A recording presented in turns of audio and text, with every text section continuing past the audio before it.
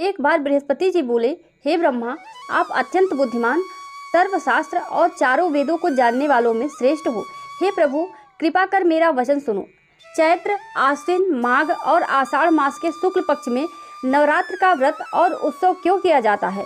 इस व्रत का क्या फल है? इसे किस प्रकार करना उचित है और पहले इस व्रत को किसने किया? सब कुछ विस्तार से कहिए। बृहस्पति जी का ऐसा प्रश्न सुनकर ब्रह्मा जी कहने लगे कि हे बृहस्पति, प्राणियों का हित करने की इच्छा से तुमने बहुत ही अच्छा प्रश्न किया है। जो मनुष्य मनोरथ पूर्ण करने वाली दुर्गा महादेवी, सूर्य और नारायण को ध्यान करते हैं, वे मनुष्य धन्य हैं। यह नवरात्र व्रत संपूर्ण कामनाओं को पूर्ण करने वाला है। इसको करने से पुत्र चाहने वालों को पुत्र, धन चाहने वालों को धन, विद्या चाहने वालों को विद्या और सुख चाहने वालों को सुख मिलता है।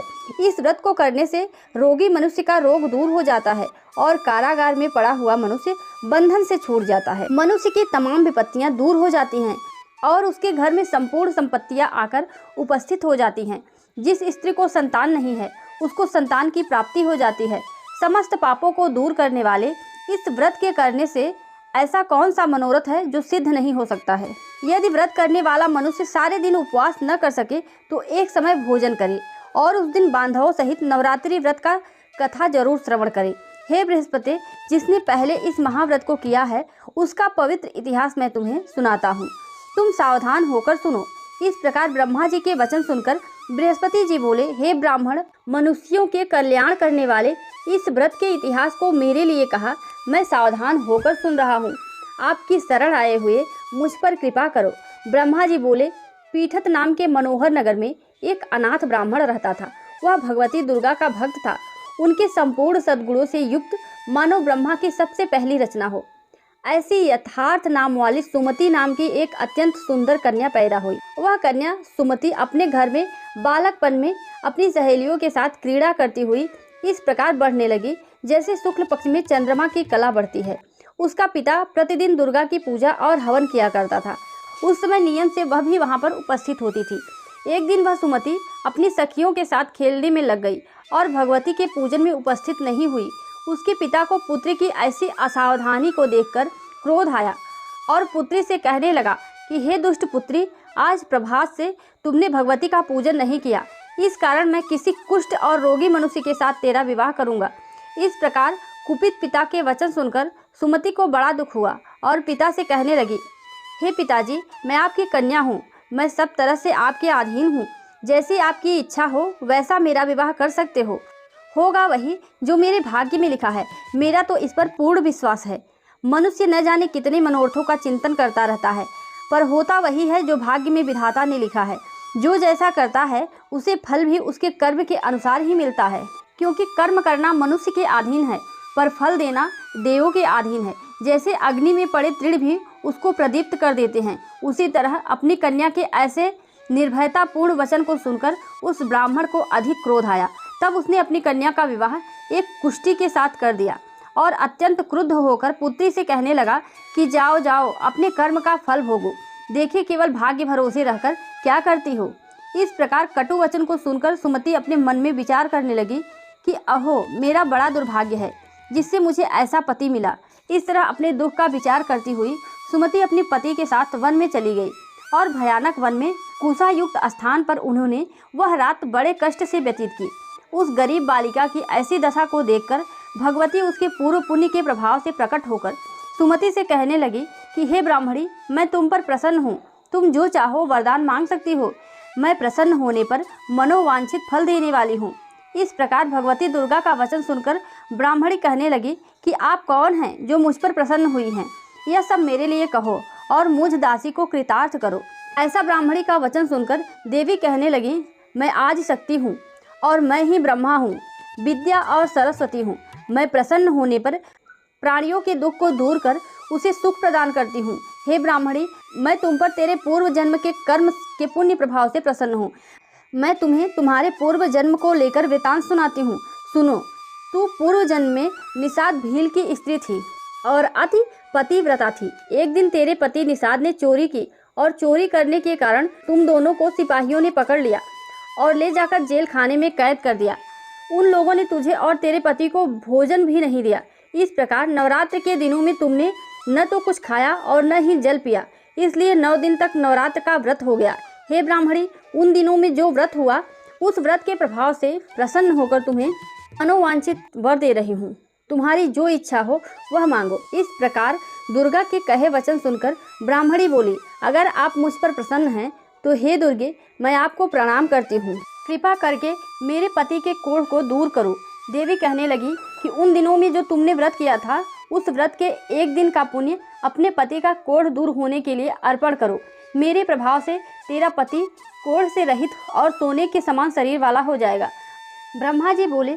इस प्रकार देवी का वचन सुनकर वह ब्राह्मणी बहुत प्रसन्न हुई और पति को निरोग करने की इच्छा से माता से कहा, ठीक है। तब तक उसके पति का शरीर भगवती दुर्गा की कृपा से कुष्ठहीन होकर अति कांति युक्त हो गया, जिसकी कांति के सामने चंद्रमा की कांति भी क्षीण हो जाती है।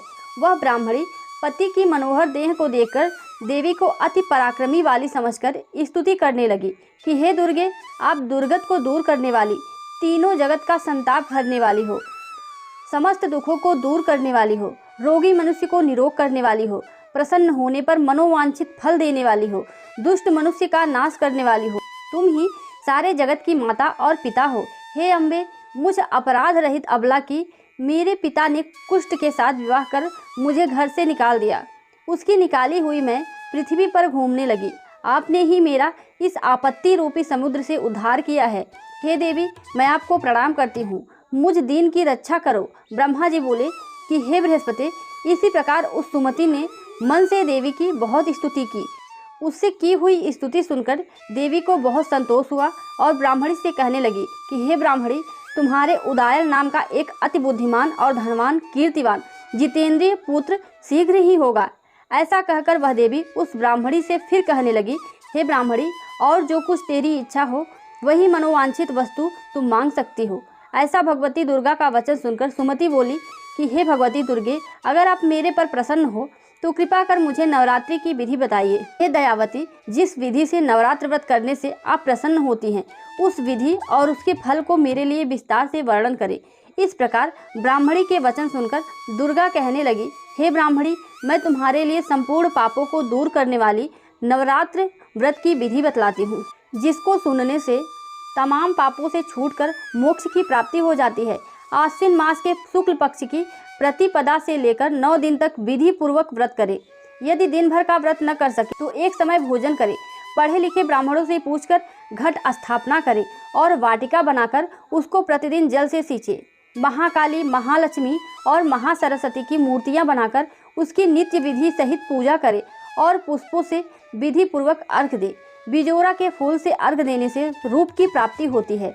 जायफल से कीर्ति, दाख से कार्य की सिद्धि होती है। आंवले से सुख और केले से भूषण की प्राप्ति होती है। इस प्रकार फलों से अर्घ देकर यथाविधि हवन करें। खांड, घी, गेहूँ, शहद, जौ, तिल, बिंब, नारियल, दाख और कदम्ब, इनसे हवन करें। गेहूँ होम करने से लक्ष्मी की प्राप्ति होती है। खीर व चंपा के पुष्पों से धन, केले से पुत्र हो, कमल से राज सम्मान और दुखों से सुख की संपत्ति की प्राप्ति हो जाती है। व्रत करने वाला मनुष्य इस विधान से होम कर आचार्य को अत्यंत नम्रता के साथ प्रणाम करे और यज्ञ की सिद्धि के लिए उसे दक्षिणा दे। इस महाव्रत को पहले बताई हुई विधि के अनुसार जो कोई करता है उसके सब मनोरथ सिद्ध हो जाते हैं। इसमें तनिक भी संशय नहीं है। इन 9 दिनों में जो कुछ दान आदि दिया जाता है उसका करोड़ों गुना फल मिलता है। इस नवरात्रि के व्रत करने से ही अश्वमेध यज्ञ का फल मिलता है। हे ब्राह्मणी, इस संपूर्ण कामनाओं को पूर्ण करने वाले उत्तम व्रत को तीर्थ, मंदिर अथवा घर में ही विधि के अनुसार करें। ब्रह्मा जी बोले कि हे बृहस्पति, इस प्रकार ब्राह्मणी को व्रत की विधि और फल बताकर देवी वहां से अंतर ध्यान हो गई। जो मनुष्य या स्त्री इस व्रत को भक्ति पूर्वक करता है वह इस लोक में सुख पाकर अंत में दुर्लभ मोक्ष को प्राप्त करता है। हे बृहस्पति, यह दुर्लभ व्रत का महात्म्य मैंने तुम्हारे लिए बतलाया है। ऐसा ब्रह्मा जी के वचन सुनकर बृहस्पति जी आनंद के कारण रोमांचित हो गए और ब्रह्मा जी से कहने लगे, हे ब्रह्मा जी, आपने मुझ पर अति कृपा की, जो अमृत के समान इस नवरात्रि व्रत का महात्म्य सुनाया। हे प्रभु, आपके बिना और कौन इस महात्म्य को सुना सकता है। ऐसे बृहस्पति जी के वचन सुनकर ब्रह्मा जी बोले कि हे बृहस्पति, तुमने सब प्राणियों का हित करने वाले इस अलौकिक व्रत को पूछा है, इसलिए तुम धन्य हो।